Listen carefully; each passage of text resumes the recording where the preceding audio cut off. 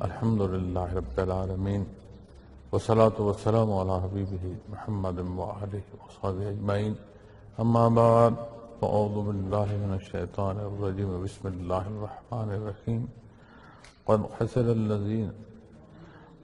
الذین قتلوا اولادهم سفہا بغیر علم وحرموا ما رزقهم اللہ افتراء علی اللہ قد ضلوا وما كانوا مهتدين اللهم سبحانك لا علم لنا إلا ما علمتنا إنك أنت العليم الحكيم مولاي صل وسلم دائما أبدا على حبيبك من زانت به الفروع معزز سامعین کرام السلام علیکم ورحمۃ اللہ وبرکاتہ۔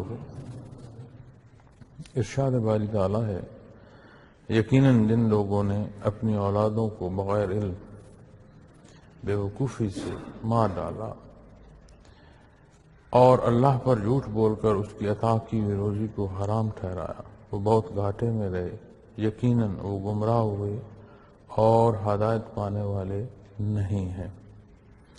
معزز سامعین کرام، یہ موضوع آج میں دیکھ رہا ہوں کہ یہ متصل تیسرا بیان جس میں اولاد کے حوالے سے گفتگو ہو رہی ہے۔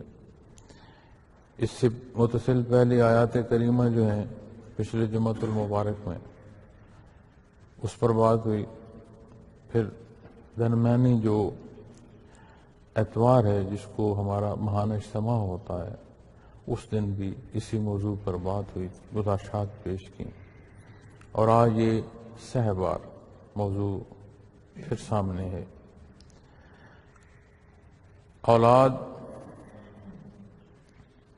بقائے انسانی، یہ ایک نظام ہے اللہ کریم کا کہ کسی تخلیق کی بقا، اس کی متصل افزائش ایک نظام قدرت ہے جو اللہ کریم نے جب پسند فرمایا تب شروع ہوا اور جب تک اسے پسند ہے یہ ایک متواتر حصہ اور اعمال ہیں، چلتے رہیں گے۔ ان میں مختلف انسان، مختلف لوگوں کی مختلف حالات، ایسا بھی دیکھنے میں آیا ہے کہ اپنے پورے خاندان میں سے کوئی ایک فرد ہے اور پھر اس سے اللہ کریم نے اس کا کنبہ اور اس کے افراد کا اضافہ، اس ایک فرد سے اس کنبے میں اتنا اضافہ ہوا، اور اسی طرح ایسا بھی دیکھنے میں آیا ہے کہ کئی گھرانے بہت سارے افراد پر مشتمل لیکن وقت کے ساتھ ساتھ آہستہ آہستہ معدوم ہوتے چلے گئے، ان کی نسل ختم ہو گئی، لیکن کلی طور پر اولاد آدم علیہ السلام اس کی ایک نظام اللہ کریم نے عطا فرمایا ہے جو بقائے انسانی کا ہے۔ اب جب بات انسان پر آئے گی،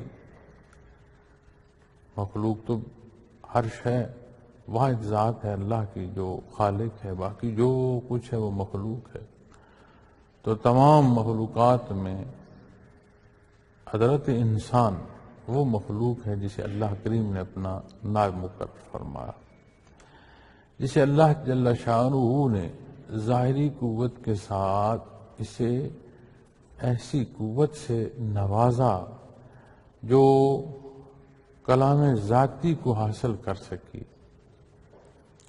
وہ قوت ایمانی اور وہ حصے جو خالق کی آشنائی کی تڑپ رکھ سکیں، وہ اللہ کریم نے اس تخلیق کو عطا فرمائے۔ یہ اس مخلوق کا سہرا ہے، اس مخلوق کی خوشبختی ہے، اسے بندگی کا رشتہ اور اس بندگی میں اللہ جل شانہ کے قرب کی چاہت، اور اللہ کریم نے اسے اپنے حضور حاضری اور ہم کلامی جیسی کیفیات اور حالات اور عبادات خصوصاً سے نوازا۔ معزز سامعین کرام، یہاں جو فرمایا گیا کہ قد حسر الذین قتلوا اولادهم سفہا بغیر علم، کہ یقیناً جن لوگوں نے اپنی اولادوں کو بغیر جانے، یعنی بغیر جانے علم کے بیوقوفی سے مار ڈالا، وہ خسارے میں رہے۔ اب کسی عمل کا اختیار کرنا، اس کے متعلق امور کا جاننا، یہ انتہائی ضروری ہے، وگرنہ وہ عمل نافع نہیں ہوگا، نقصان کا سبب ہوگا۔ اب جو اولاد کو قتل کر رہے ہیں، اس کی بنیادی طور پر دو وجوہات پچھلے بیان میں بھی عرض کی۔ ایک کہ خصوصاً جو بچیوں کا قتل ہے، وہ یہ تھا کہ قدیم رواج یہ تھا کہ داماد کا ہونا پسند نہیں ہے، حالانکہ خود کسی کے داماد ہوئے تو اولاد ہوئی، لیکن کسی کا داماد ہونا پسند نہیں۔ پھر جو معاشرے کی روش ہے، اس روش کو دیکھتے ہوئے کہ کل بچی کی جو زندگی ہے وہ اس معاشرے میں کیسے گزرے، یہ دو پہلو جو پہلے۔ پھر ایک اور تیسرا پہلو کہ اپنا گزارا نہیں ہو رہا، اپنی خوراک پوری نہیں ہو رہی، اپنی ضروریات زندگی کی تکمیل محال ہے، تو یہ جو بچے ہیں ان کی ضروریات کہاں سے پوری کی جائے گی؟ تو مفلسی کے ڈر سے بچوں کا قتل کر دینا۔ اور ان صورتوں کو کہیں نہ کہیں کسی نہ کسی پہلو میں آج بھی ہم دیکھتے ہیں، اور اللہ کریم نے جو حق عطا فرمایا، اس نے ضروریات انسانی میں کہیں کسی پہلو میں کوئی تشنگی نہیں چھوڑی۔ ہر سوال کا جواب کلام ذاتی نے عطا فرمایا۔ انداز و بیاں، حدود و قیود نبی کریم صلی اللہ علیہ وسلم نے ہمیں تعلیم فرمائی، اور اختیار فرماتے ہوئے اپنے روبرو صحابہ کرام رضوان اللہ علیہ مجمعین کی تربیت فرمائی کہ جو ارشاد فرمایا اس کی عملی صورت آپ صلی اللہ علیہ وسلم نے جب ذاتی طور پر وہ عمل اختیار کیا تو عملی صورت کس درجے کی، وہ معاملہ، وہ طریقہ، وہ انداز تعلیم فرمایا اللہ کریم نے، عطا فرمایا اللہ جل شانہ۔ پھر اس طریقے، اس انداز اور اس حکم کی تکمیل کا پہلو ہمیں نصیب ہوا نبی کریم صلی اللہ علیہ وسلم سے۔ کتنا عظیم اہتمام اس مخلوق کو نصیب ہوا اپنی ضرورت کے علوم جاننے کے لیے۔ پھر کتنا ہی وہ باریک پہلو جو اسے اللہ جل شانہ نے تمام مخلوقات سے الگ عطا فرمایا کہ نہ صرف اس کی رضا بلکہ اس کے قرب کو جا سکتے۔ اور یہ وہ مخلوق ہے جسے اللہ کریم نے پیدا فرمایا ہے، اور اس کی زندگی کے پیچ و خم ہیں، زندگی کی کروٹیں ہیں، لیکن کلی انقطاع نہیں ہے، ہمیشہ ہمیشہ ہمیشہ کی زندگی ہے۔ اب بات یوم الست کی ہو جہاں اللہ کریم نے تمام ارواح کو جمع فرمایا اور ان سے عہد لیا گیا، پھر بات ماں کے پیٹ کی ہو، بات اس زندگی کی ہو جس میں میں اور آپ ہم کلام ہیں، بات حیات برزخی کی ہو، بات روز محشر کی ہو، بات اللہ معاف فرمائے، اللہ معاف فرمائے، اس جزا و سزا کے دن ایسی بھی بے شمار مخلوق ہے جن کے معاملات پر قرآن کریم فیصلہ دوزخ کا ارشاد فرماتے ہیں، ایسی بھی مخلوق ہے جنہیں اللہ کریم کی رضا نصیب ہوتی ہے، اور سور پھونکے جانے کے ساتھ جہاں سختیاں شروع ہوتی ہیں وہیں سے ان کی آسانیوں کی ابتدا قرآن و احادیث سے ہمیں ملتی ہے۔ اور اہل جنت اپنے اپنے مقام، اپنے اللہ جل شانہ کی عطا کے مطابق وہاں جلوہ افروز ہوں گے۔ تو زندگی ایک مسلسل عمل ہے، بے شک اس کی کروٹیں ہیں، اس کے پہلو ہیں، لیکن اگر کلی معانوں میں دیکھیں تو اختتام نہیں ہے، اور یہ خصوصی حصے ہیں اس بشر کو، یہ حکم، یہ پہلو یا یہ پسند عام مخلوق، تمام جو مخلوق اللہ کریم اس کی طرف نہیں ہے.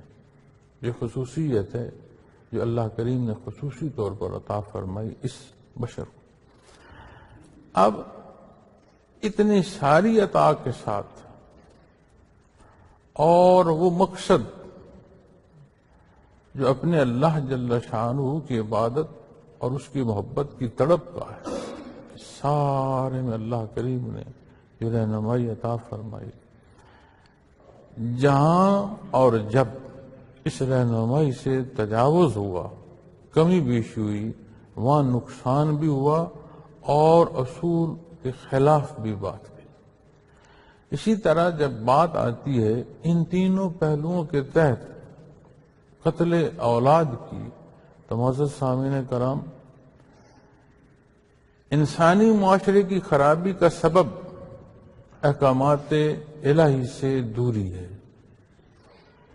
جہاں تک افلاس کی بات ہے، وہ بھی جب معاشرے میں عدم استحکام ہوتا ہے تو ایسی صورت پیش آتی ہے کہ کہیں تو رزق کی فراوانی ہے کہ استعمال نہیں ہو پا رہا اور خراب ہو رہا ہے، اور کہیں ضرورت اتنی ہے کہ وہاں ضرورت پوری نہیں ہو رہی، رزق کی اتنی کمی ہے.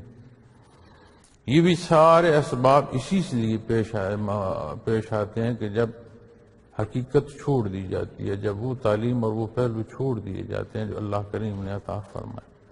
تو احکامات دین سے دوری ان دونوں پہلوؤں میں جو قتل اولاد کے سبب میں نے عرض کی ہیں، اس صورت تک پہنچانے کا سبب بنتے ہیں. اب اسی پہلو کو لے لیں کہ جی بھوک ہے، افلاس ہے. حال ہی میں ہم نے اپنے نشریاتی اداروں سے یہ بات سنی، ایک احسان دو ناک واقعہ یہاں بھی پیش آیا، اور جانے کتنے واقعات ایسے ہوں جو اس طرح کی آج کی خبر تک نہ پہنچ سکتے ہوں لیکن وہ وقوع پذیر ہو رہے ہوں کہ جی غربت اور مفلسی کی وجہ سے اولاد کو قتل کر دے. قرآن کریم بڑا واضح ارشاد فرماتا ہے کہ رب العالمین ہر ایک کی ہر لحظے ہر ضرورت پورا فرمانا، یہ شان ہے اللہ کریم. جو قتل کر رہا ہے اسے سانس مل رہی ہے، اسے خوراک مل رہی ہے، اس کے وجود کی افزائش ہو رہی ہے، اس میں اس کا کیا کمال ہے؟ اس کے ہونے میں اس کا کیا کمال ہے کہ وہ یہ سمجھے کہ جو میرے بعد پیدا ہوگا اس کی ضرورت کیسے پوری ہوگی. وہ کریم ہے، غفور الرحیم ہے. اس نے ایک نظام ہے، ایک باریک سے باریک جو مخلوق ہے، چونٹی لے لیں یا ایک عمومی طور پر جہاں ہم سمجھتے ہیں کہ ایک ہاتھی ایک بہت بڑے وجود کا حامل جانور ہے، وہاں تک لے لیں، ہر ایک کی خوراک وہ پوری فرما رہا ہے. یہی زمین ہے، ہم اسے اپنے روبرو دیکھتے آ رہے ہیں، اسی سے مخلوق کی احتیاج پوری ہو رہی ہے. کہیں کسی صورت سے پوری ہو رہی ہے، کہیں کوئی شے کسی کے نزدیک عام ہے تو دوسرے کے نزدیک اہم ہے. ایک نظام ہے جو چل رہا ہے، اور یہ نظام حیات کلی جو ہے انتہائی مربوط ہے. اس میں کہیں کسی ایک جگہ اگر کمی بیشی آ جائے تو معزز سامعین کرام، ایک عمارت جو ہے اس میں جو اس کا نقشہ ہے اور اس کا جو ترتیب ہے اس میں نقص آ جائے تو وہ تعمیر مضبوط نہیں ہوتی. خدشہ ہوتا ہے کہ وہ تعمیر گر جائے. کیوں؟ اس لیے اس کے عمارت کھڑا کرنے میں، اس کی تعمیر میں نقص آیا. اب وہ نقص اس کو مضبوطی نہیں دے رہا جو اس کی ضرورت ہے، تو وہ کمزوری اسے گرانے کا سبب بن جاتی. اسی طرح جب ہم نظام حیات میں دیکھتے ہیں تو جو اصول و ضوابط اللہ کریم نے عطا فرمایا، جس کی تعلیم ہمیں نبی کریم صلی اللہ علیہ وسلم سے نصیب ہوئی، اور حضرت آدم علیہ السلام سے لے کر نبی کریم صلی اللہ علیہ وسلم کی ذات اقدس تک جو مخلوق کی ضرورت رہی، اللہ کریم نے انبیاء اور رسول مبعوث فرمایا اور اسے پورا فرمایا.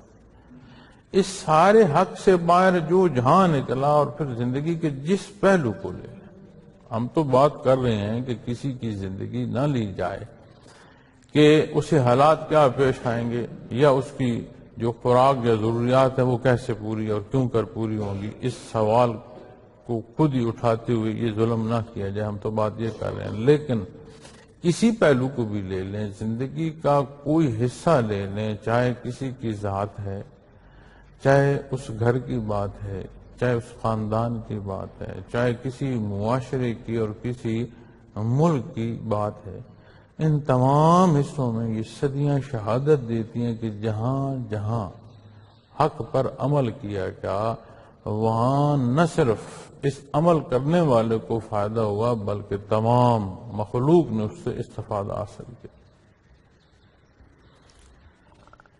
گفتگو رہتی ہے ہمارے ہاں، اور یہ عام ہے کہ ہم ترقی یافتہ ممالک کو دیکھتے ہوئے، ایک تصوراتی دنیا میں ہوتے ہوئے ایک بحث کرتے ہیں، اور اس بحث میں جو تلخ الفاظ ہیں وہ ہم اپنے لیے استعمال کرتے ہیں بحیثیت قوم۔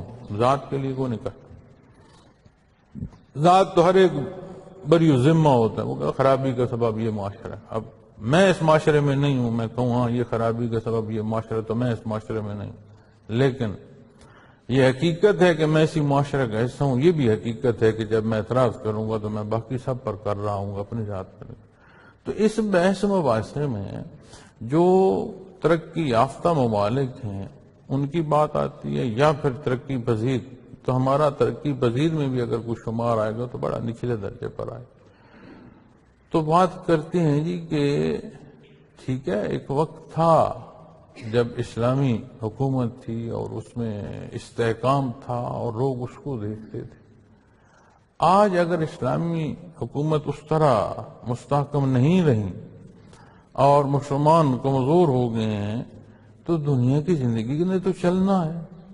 تو آج غیر مسلم کو دیکھ کر ان سے سبق حاصل کر لو، دنیا کی ترقی، دنیا کی ضرورت کی تکمیل اچھی ہوگی۔ تو میں سوچتا ہوں کہ کمال ہے، جن کے اصول ہیں انہوں نے اپنی میراث ایسی چھوڑی کہ یہ بھی نہیں جانتے کہ یہ میری میراث ہے جو غیر مسلم اختیار کر کے دنیا کو لیڈ کر رہا ہے۔ انتہا ہے انحطاط کی اور کمزوری کی حد ہے کہ وہ اصول جو آج کسی ملک کو بھی اٹھا لیں، کسی ترقی یافتہ یا ترقی پذیر ملک کو اٹھا لیں، اس استحکام کے جو اصول و ضوابط ہیں وہ کیا ہیں؟ اگر تو وہ ریاست مدینہ کے قیام سے پہلے یہ لوگ جانتے تھے تو پھر کوئی بات کرے، لیکن اگر ریاست مدینہ کے اصول اختیار کر کے انہوں نے اپنی زندگیوں میں اور اپنے ممالک میں استحکام پیدا کیا ہے تو پھر اس کا کیا مطلب ہے کہ ہم نے اپنی میراث چھوڑ دی اور غیر نے وہ میراث اختیار کی۔ کس لیے اختیار کی کہ اس نے اپنے سامنے تجربہ دیکھا، اس نے دیکھا کہ کیسے ایک قلیل آبادی اس میں استحکام آیا اور اتنی قوت آئی کہ معلوم دنیا کے 3 حصوں تک اس ریاست کا قیام آیا۔ آج ہم اپنی آنکھیں بند کر کے بیٹھے رہیں بھائی، اس تقلید کو غیر کا ماننا کہہ دیں، بھائی کہتے رہو، لیکن حق ہے۔ یہ بالکل اسی طرح بات ہے کہ یہ جس طرح بغیر علم، بغیر جانے، بغیر سند کے بات ہے کہ اپنی غلط فہمی اور دھوکہ ہے، اس میں حقیقت نہیں ہے۔ تو جب معزز سامعین کرام ہم ساری اس بحث کو سمیٹتے ہوئے اپنی اس بات پر لائیں گے تو بقائے انسانی میں اولاد بڑی بنیادی حیثیت رکھتی ہے۔ یہ سبب ہے بقائے انسانی کا، یہ نسل کا سبب ہے، نسل کے دوام کا سبب ہے۔ اب اس کی تربیت جتنا اس کا ہونا ضروری ہے معزز سامعین کرام، اتنی اس کی تربیت بھی ضروری ہے۔ اور جب ہم اس پہلو کو چھیڑیں گے تو پھر 2 باتیں مزید، ایک جس طرح ظاہری قتل کیا جا رہا ہے اور جو اللہ نے زندہ رہنے کا حق دیا ہے اور جس نے پیدا فرمایا ہے اس کے مقابل جس کا اختیار نہیں وہ زندگی لے رہا ہے، ظلم اور زیادتی کر رہا ہے اور کوئی سند نہیں ہے اس کے پاس، اس بات کے درست ہونے کی کوئی سند نہیں ہے، اور کوئی ایسا علم نہیں ہے جسے یہ کہا جا سکے کہ ہاں یہ اس کے پاس اختیار ہے نہیں، اس کا ہے نہیں۔ جس کا ہے یہ اختیار اسی کا ہے جس نے حیات دی ہے، وہی لے سکے۔ اس پہلو سے، اور پھر اس پہلو کو اس باریکی سے کہ معصوم کو قتل کیا گیا، اس کے ساتھ ظلم ہوا، دارالعمل میں اسے موقع ہی نہیں میسر آیا، وہ آخرت کو چلا گیا، تو اس راستے میں اس کے لیے اخروی آسانی جو ہے وہ میسر آ گئی۔ جس نے ظلم کیا وہ تو ظلم بھگتے گا، جس کے ساتھ ہوا اسے اخروی آسانی نصیب ہوگی۔ اب دوسری صورت جو قتل اولاد میں آتی ہے وہ یہ آتی ہے کہ اپنی اولاد کو جو کچھ ہمیں شناسائی عطا کی گئی ہے اس سے متعلق اور اس کی تربیت جو ہے وہ ان امور کے تحت نہ کی جائے جو اللہ اور اس کے حبیب صلی اللہ علیہ وسلم نے ہمیں عطا فرمائے۔ اب یہ جو قتل کی صورت ہے یہ بہت بھیانک ہے، اس لیے کہ جس کے ساتھ ظلم ہوا اس کو اخروی آسانی نصیب ہوئی، جو اس ظلم میں ڈوبا، جو بے راروی کا ہے اور حدود و قیود سے تجاوز کا ہے اور ظلم اور زیادتی کا ہے، اس کی تو نہ یہ دنیا رہی نہ آخرت رہی۔ ناحق قتل اسے دنیا سے معرومی، لیکن اخروی جہاں ہمیشہ ہمیشہ رہنا آسانی نصیب ہوئی۔ اور جس کی تربیت میں ہم نے زیادتی کی اس کی تو نہ ہم نے یہ دنیا چھوڑی نہ اس کی ہم نے آخرت چھوڑی۔ اور صدقہ جاریہ میں نبی کریم صلی اللہ علیہ وسلم کا فرمان ہے کہ بہترین صدقہ جاریہ جو ہے وہ صالح اولاد ہے۔ تو وہ اولاد جسے دیکھ کر جینا ایک اپنی سی کیفیت رکھتا ہے، جس کی خوشی میں خوش ہونا ایک اپنی سی لذت رکھتا ہے، جس کی تکلیف اور دکھ میں ایک درد کا محسوس ہونا ایک اپنا انداز رکھتا ہے، تو کتنا بڑا ظلم ہے۔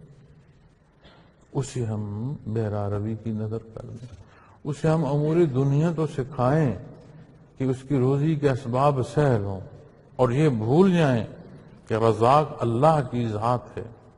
جو اس نے اپنے ذمہ لیا وہ ہم اپنے قوت بازو سے اختیار کرنے کا سوچتے ہیں اور کرتے ہیں، اور جو اس نے ہمیں حکم دیا کہ اس کی عبادت کی جائے وہ ہم کہتے ہیں وہ کریم ہے، بے نیاز ہے، معاف فرما دے۔ ماننی نہیں، مقابل آنا ہے، اور پھر یہ جسارت بھی کرنے کی جی خیر ہے اللہ معاف فرما دے۔ آگ میں انگلی ڈالو، رب کائنات نے آگ کے اندر جو وصف رکھا ہے وہ جلانے کا ہے، اور اس کی اس حدت سے ہم دنیا کی زندگی میں استفادہ کرتے ہیں۔ کھانا پکانے سے لے کر آپ اپنی حدت جو سردی سے بچنے کی ایک ایک پہلو کو دیکھتے ہیں۔ ہمیں معلوم ہے اس کے اندر وصف جلانا ہے، یہ آگ جلاتی ہے، حدت شدید ہوتی ہے، اس کے اندر انگلی ڈالو نا جی، ہاتھ ڈالو نا اس کے اندر اور کہو اللہ کریم ہے یہ نہیں جلائے گی۔ وہاں سمجھ آتی ہے، اور جہاں حق اختیار کرنے کا حکم ہے وہاں پھر اس طرح کے ہم جواب کھڑتے ہیں اپنی تسلی کے لیے۔ وہ غفور الرحیم ہے، جسے چاہے بخش دے، جسے چاہے نہ بخشے، وہ پابند تو نہیں۔ لیکن جو اصول اللہ کریم نے ہمیں عطا فرمائے، میرے اور آپ کے ذمے ان اصول و ضوابط کو سمجھنا، سیکھنا، اختیار کرنا، پھر معاملہ اس کے سپرد کرنا جو کائنات کا مالک ہے۔ یہ وہ پہلو ہے جو ہمارے ذمہ۔ اب جب ہم یہاں غلطی کرتے ہیں معزز سامعین کرام، تو ہم پتہ ہے کیا چاہتے ہیں؟ ہم چاہتے ہیں کہ میں جیسا رہوں، میری اولاد جو ہے یہ بہت دنیا میں بھی مقام حاصل کرے، اور ورع اور نیکی میں بھی اس کی اپنی مثال، اور اس کی اتنی عزت ہو کہ مخلوق اس کی عزت کر لے۔ وہ بھائی مجھے دیکھ کر وہ بڑا ہو رہا ہے، میرے الفاظ، میرا انداز بیان، چلنا پھرنا، آپ دیکھیے گا اکثر اولاد جو ہے وہ والدین کے انداز پر چل رہی ہوتی۔ کیوں؟ کہ وہ دیکھ رہے ہوتے ہیں انہیں، ان کے سامنے اس کی شخصیت عام ہوتی ہے، وہ اسے فالو کرتے ہیں، اس کے مطابق ڈھلنا پسند کرتے ہیں۔ اب جیسا والد ہے ویسی ہم نے بنیاد رکھی اپنی اولاد کی تربیت کی، چہ جائے کہ پھر دین تک رسائی ہی نہ دی جائے۔ تو ہم اپنے اعمال دیکھیں تو سمجھ آئے۔ پھر بڑیاں باریکیاں ہیں معزز سامعین کرام اس قتل اولاد کے اسباب میں، آلہ کار میں۔ جیسے کسی کو قتل کیا جائے نا جی، کوئی تیز دھار آلہ کہتا ہے، کسی نے لکڑ یا پتھر استعمال کیا، بے شمار انداز ہے۔ اسی طرح قتل اولاد میں جو حرام کرنے والا ہے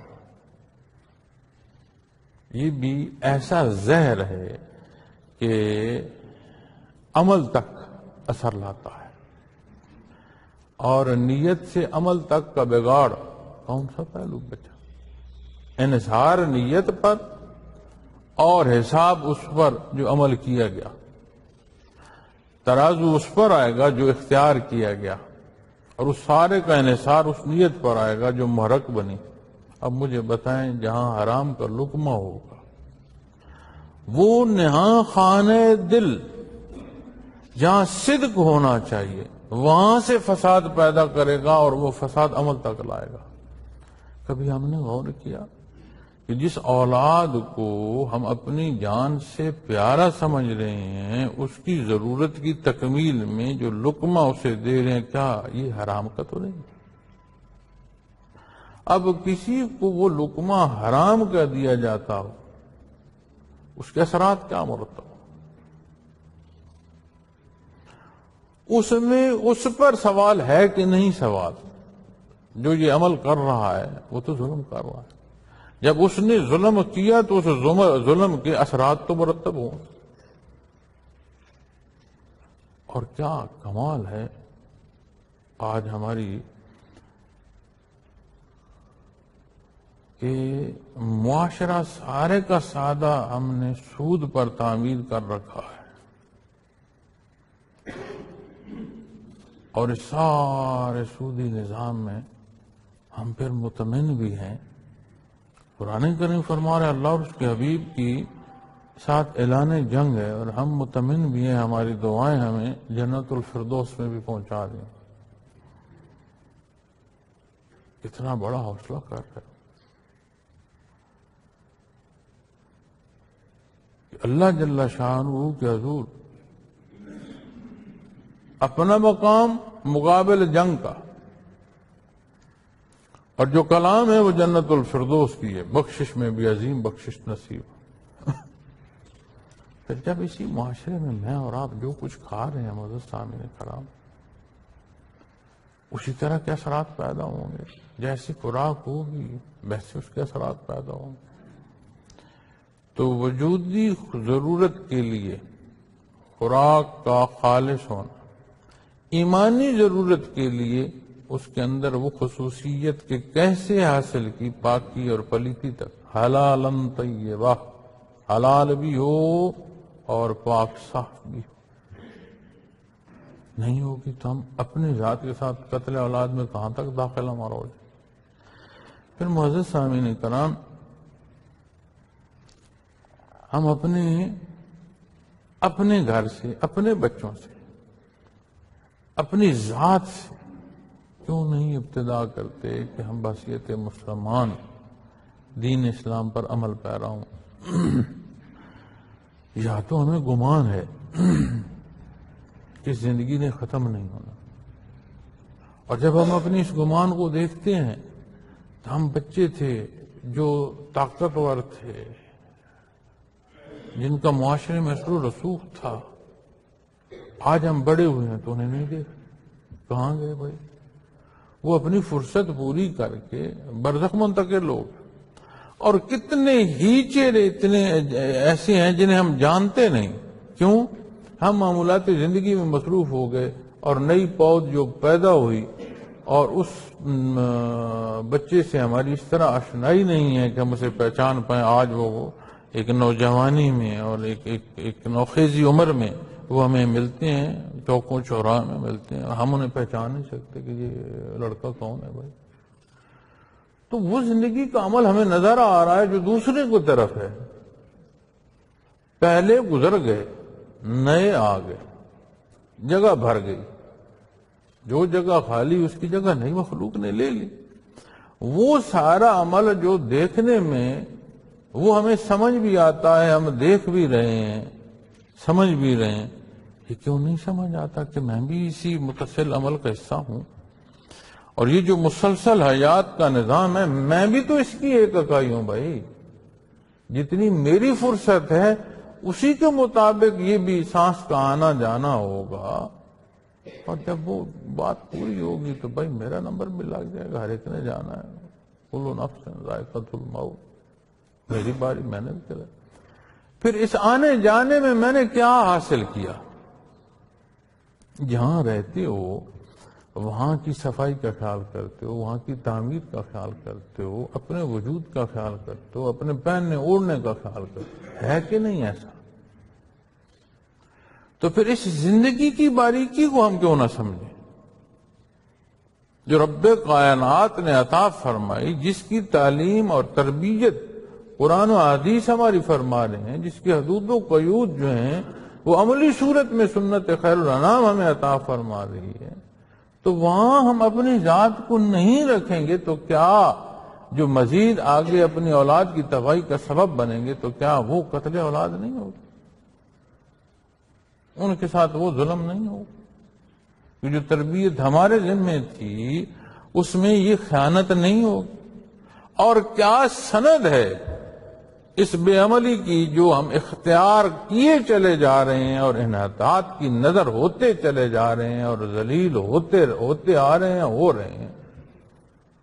کیوں نہیں دیکھتے وہ شان، وہ عزت؟ ہم دنیا میں معزز سامعین کرام، دنیا میں سب سے جو عام چیز بالعموم آپ کسی سے پوچھیں گے نا، وہ اپنی زندگی کی کہے گا. مدینہ منورہ میں نبی کریم صلی اللہ علیہ وسلم کی خدمت میں کچھ افراد پیش ہوئے کہ ہمارا قبیلہ جو ہے یہ اسلام سیکھنا چاہتا ہے، ہم اسلام اختیار کرنا چاہتے ہیں، تو کچھ صحابہ کرام رضوان اللہ علیہم کی جماعت آپ ہمیں بھیجیں، ہماری تربیت ہو، ہم دین سیکھیں. تو آپ نے کچھ صحابہ کرام رضوان اللہ علیہم مجمعین کو حکم عطا فرمایا کے ساتھ گئے. وہ دین نہیں سیکھنا چاہ رہے، وہ آپ صلی اللہ علیہ وسلم کو نقصان پہنچانا چاہ رہے تھے، صحابہ کرام رضوان اللہ علیہ مجمعین کو شہید کرنا چاہتے. تو جہاں انہوں نے گھات لگا رکھی تھی، جب یہ چھوٹا قافلہ وہاں پہنچا تو حملہ آور ہو. جو لے جا رہا تھا اس نے بڑی طاقت سے نیزہ مارا اپنے مد مقابل کو کہ اس کے سینے سے پار ہو گیا. اب قدیم عرب سے جو بیت اللہ شریف کا احترام ہے، یہ سارے کفر و شرک میں بھی جو ایک احترام کی نظر ہے، حالانکہ وہ کس طرح احترام کرتے تھے کہ اس میں بھی زیادتی تھی لیکن ایک احترام کی نظر تھی.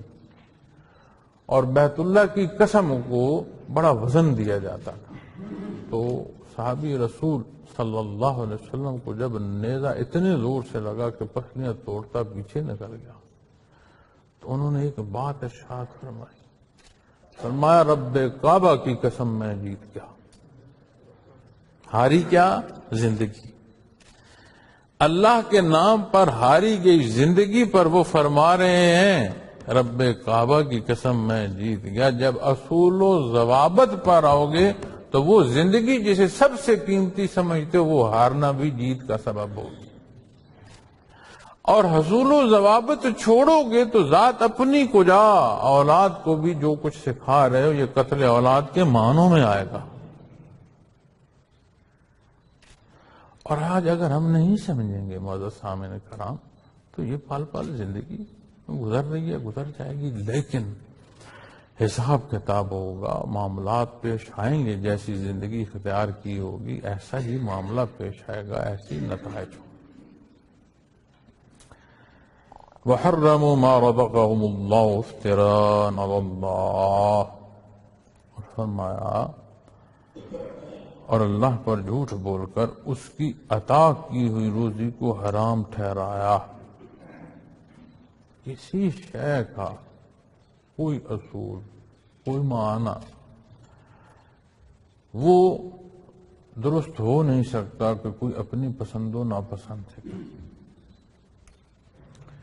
پھر انسانی مزاج ایسا ہے کہ جب یہ اکھڑ جائے تو پھر یہ اس انانیت میں جاتا ہے کہ ہمیں خدائی کے دعوے دار ملتے ہیں۔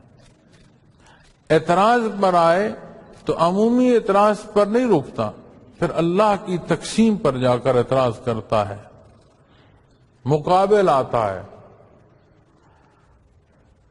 تو جب ہم یہاں یہ دیکھتے ہیں کہ فرمایا جا رہا ہے کہ اس کی ذات پر افترا کرتا ہے، جھوٹ باندھتا ہے کہ جو کچھ اس نے عطا فرمایا ہے اسے یہ حرام ٹھہراتا ہے، تو معزز سامعین کرام پسند ذاتی جہاں جہاں آئے گی اسی معنوں میں آئے گی۔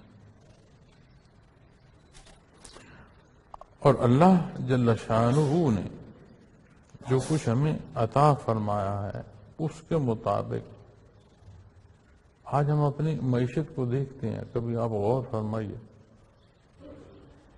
کہ جب نظام کمزور ہوتے ہیں، کل بھی مجھ سے کسی نے جواب کیا کہ یہ سارے نظام میں ہم بڑی آراء لیتے ہیں، بڑے سوال جواب ہوتے ہیں، آپ کیا رائے دیتے ہیں کہ اس کو ہم بہتر کیسے کر سکتے؟ تو میں نے عرض کیا عدل، کسی شے کا اس کے مقام پر ہونا عدل ہے، اور کسی شے کا اس کے مقام سے ہٹ جانا یہ ظلم۔ ہم اپنے نظام حکومت کو عدل پر لائیں گے تو نظام حکومت ہمیں استفادہ دیں گے، اور اگر یہ نہیں ہوگا تو یہ نظام حیات ہماری زندگی کے لیے تکلیف دہ صورت پیدا کرتے چلا جائیں گے کہ کجا اس سے توقع بہتری۔ اسی صورت کو جب اپنی اس بات پر لاتے ہیں کہ جس کو اللہ نے روزی کو حرام ٹھہرایا اس پر افتراء باندھتے ہیں، تو معزز سامعین کرام اللہ نے جو چیز جائز دی اس کو ناجائز، اور جو اس نے ناجائز قرار دی اس کو جائز۔ مچھلی والوں کی کیا صورت تھی؟ دیکھو نا کہ مچھلی حلال، مخصوص دن میں اس کا پکڑنا منع، بجائے خود جو مچھلی ہے سمندر میں پانی کا جو اس کا حکم ہے اس میں وہ حلال ہے۔ اب حکم عدولی پر نہ صرف یہ بات آئی کہ تو وہ رزق جو ہے وہ حرام ہے، بلکہ کیا صورت پیش آئی؟ عذاب بھگتنا پڑا۔ یہ بات اس شے کی نہ رہی، بات اللہ کے حکم کے مقابل آنے کی ہوگی کہ اس کی ذات کے مقابل آ رہے ہو۔ اور صبح و شام ہماری جو معمولات ہیں جہاں جتنا تجاوز ہے، حضرت جی رحمت اللہ تعالی علیہ اسی طرح بیان فرما رہے تھے تو آپ فرما رہے تھے کہ ہم عمومی صغیرہ گناہ جو ہیں ان کا اختیار کرنا ہمارے معمولات زندگی کا حصہ ہو چکا ہے، ہم محسوس ہی نہیں کرتے، خیر ہے جی معمولی سی غلطی ہے اللہ معاف۔ وہ فرماتے ہیں کہ جو علماء حق نے صغیرہ و کبیرہ کی بحث کی ہے وہ فقہی فرق ہے، لیکن قیامت کے روبرو دیکھو کہ اگر یہ سوال ہو کہ یہ جو تم نے غلطی یا تجاوز کی ہے کس کی حکم عدولی کی ہے، تو دوسری طرف حکم اللہ کریم کا ہے، پھر بات صغیرہ نہیں رہے گی، ہر تجاوز کی حیثیت کبیرہ ہو جائے گی۔ کیوں؟ دوسری طرف جو چھوڑا جا رہا ہے وہ اللہ کریم کا حکم ہے، اس سے تجاوز کیا جا رہا ہے۔ اور صبح سے شام تک ایسے میں اپنے معمولات کو دیکھوں تو صحیح چیز تو رونگٹے کھڑے ہو جاتے، پھر اس کی کرم نوازی کو دیکھیں، کوئی ضرورت نہیں ہے، اسے کوئی احتیاج نہیں ہے میری اور آپ کے سجدوں کی، اس نے پسند فرمایا ایسی مخلوق ہو جو اس کی محبت میں تڑپے، اس نے اپنے کلام سے تربیت، ضرورت ہر پہلو کو جو ہے اس نے پورا فرمایا کلام ذاتی سے۔ اور نبی کریم صلی اللہ علیہ وسلم کی بعثت، نا میں اپنے آپ کو دیکھوں، اپنی حیثیت کو دیکھوں، اپنے مزاج کو دیکھوں، اپنے وجود کو دیکھوں، اس سارے پیمانے کو ایک طرف رکھو نا جی، اور دوسری طرف دیکھو کہ میری تربیت کو ارشادات محمد الرسول اللہ صلی اللہ علیہ وسلم عطا ہوئے، میرے اللہ نے احکام عطا فرمایا، بات تو سوچو۔ اب جب ہم اپنے اس رشتوں کو دیکھتے ہیں تو معزز سامعین کرام، میں کم علم آدمی ہوں، گناہگار انسان ہوں، اللہ مجھے معاف فرمائے، لیکن جب میں رشتوں کو دیکھتا ہوں، یقین مانے رشتوں میں جو عظیم رشتہ ہے وہ بندگی کا ہے۔ کبھی ہم نے اس بندگی کے رشتے کی چاشنی محسوس کی ہے کہ میرے اللہ؟ کبھی کی ہے؟ ہم کیسے دیکھتے ہیں کہ محتاجی دور ہو، ضرورت پوری ہو، بے شک یہ اس کی شان ہے بھائی، اسے تو جوتی کا تسمہ ٹوٹا جو کوئی مانگے اسے پسند ہے، راضی بھی ہوتا ہے، ضرورت بھی پوری فرماتا ہے، اجر اور ثواب سے بھی نوازتا ہے، راضی ہوتا ہے کہ میرے بندے نے مجھ سے اپنی احتیاج مانگی۔ لیکن کبھی ہم نے بھی یہ چاشنی محسوس کی کہ میرے اللہ، یہ جو بندگی کا رشتہ ہے، دیکھو نا، ضرورت کے رشتے کو تو ہم اعلان کرتے پھر رہے ہیں، کبھی اس کو ہم نے محسوس کیا؟ یہ جو بندگی کا رشتہ ہے بھائی، دیکھو نا اپنی زندگی میں، دیکھو عجیب صورتحال سے ہم دوچار ہیں کہ میاں اپنی بیوی سے جو رشتہ ہے اس میں ضروریات کو دیکھتا ہے کہ میری ضرورت اس نے کہاں کہاں پوری کی، کیا مجھے کھانا درست وقت پر ملا، صحیح پکا ہوا تھا، گرم تھا، میری جو کپڑے جوتی یا جو میرا گھر تھا اس کی صفائی تھی، مجھ سے اس نے کلام کیسے کیا، وہ سارا تعلق انحصار کس پر ہے؟ اس کی وہ جو ضروریات پوری ہو رہی ہیں اس کو۔ اچھا، بیوی تولتی ہے رشتے کو، کیا کہتی ہے؟ جو مجھے چاہا تھا، جو میری ضرورت تھی، جو میں نے ہار سنگار لینا تھا، جوتی کپڑا لینا، وہ مجھے اس نے دیا کہ نہیں دیا؟ اس کا انداز کیسا تھا؟ کہ جو آیا گھر وقت پر آیا، لیٹ آیا، جو کہا تھا اس کو اس نے مانا کہ نہیں مانا؟ وہ سارا محبت کا پیمانہ پھر کس پر چلا گیا؟ ضروریات پر۔ اور کبھی میاں بیوی بیٹھ کر یہ نہیں دیکھتے کہ میاں بیوی کا جو رشتہ ہے وہ رشتہ کیا ہے؟ تو جب ضرورت پر سودے رشتوں کے ہوں گے تو پھر ان میں کیا خوبصورتی ہوگی۔ اسی طرح اولاد کو دیکھو کہ والدین اور اولاد کا رشتہ آج کیا کہتے ہیں، ہم سنتے نہیں ہیں کہ مجھے کیا والدین نے دیا جی۔ میں خود کتنی بار سنتا ہوں، یقین مانے، لوگ آتے ہیں اپنا حال بیان کرتے ہیں، میں جہاں بیٹھا ہوں میری ذمہ داری ہے کہ اپنی دانست میں کوشش کروں کہ قرآن و سنت کے مطابق ان کی رہنمائی کر سکوں، جہاں نہ سمجھ آئے وہاں معافی مانگ لیتا ہوں، جہاں سمجھ آئے عرض کر دیتا ہوں، اور ماذ واسطے اللہ بتاتا ہوں۔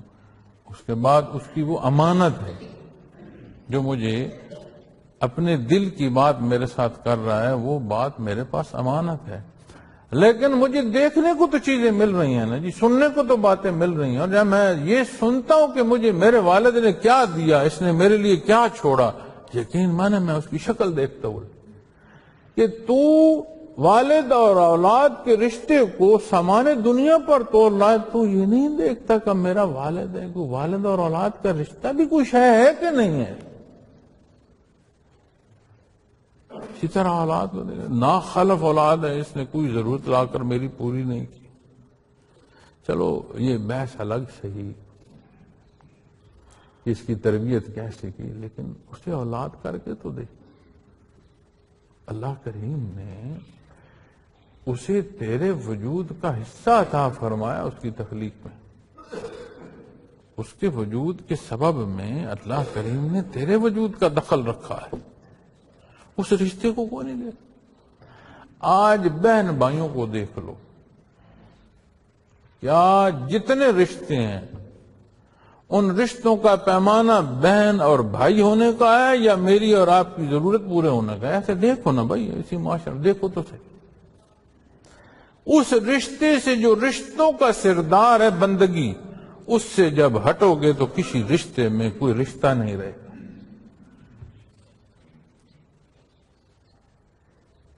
معزز سامعین کرام، جھوٹ باندھا، جو اس نے حلال دیا اسے حرام کیا، جو اس نے حکم دیا اس کے خلاف گئے، اور کوئی سند نہیں ہے، یہ بے سند باتیں ہیں۔ فرمایا قد ضلوا وما كانوا مهتدین، یقیناً گمراہی بھی، اور مزید کیا ہے، وما كانوا مهتدین، اللہ معاف فرمائے کہ بندے کی گناہ اس درجے کی ہو جائیں کہ پھر ہدایت سلب ہو جائے،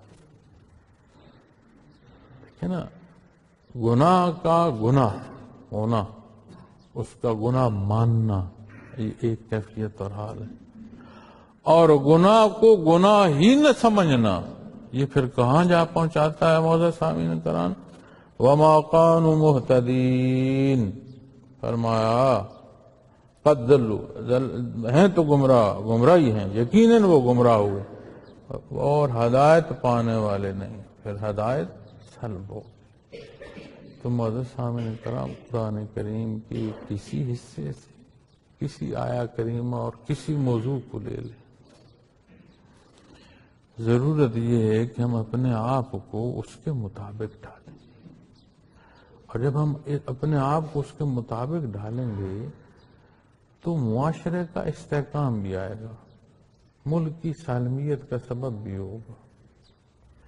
لیکن جب ہم سودوں پر رہیں گے تو اس عمل کے اختیار کرنے کی جو معیار ہے وہ کمزور ہی رہے گا۔ تو حق کا اختیار کرنا، سمجھنا، اختیار کرنا ایک دینی فریضہ ہے، اور میں جو عمل کروں وہ عمل صالح ہو، یہ حکم کس کا ہے؟ اللہ اور اس کے رسول کا ہے۔ اس کے نتیجے میں ذات سے لے کر معاشرے، آبادی اور ملک تک کے اور انسانیت تک کی بہتری کے اسباب ہیں، لیکن جس کا حکم مان کر میں وہ عمل کر رہا ہوں، یہ سارا معاملہ میں اس کے سپرد کیوں نہ کر دوں؟ میں کیوں کہوں لوگ مجھے کہ ہاں بڑا پارسا ہے، بڑا نیک ہے، اس سے ہمیں بڑا استفادہ ہوا، وہ جی اس چاہت کی کیا ضرورت ہے کہ میں نیکی کو بھی نیکی نہ رہنے دوں؟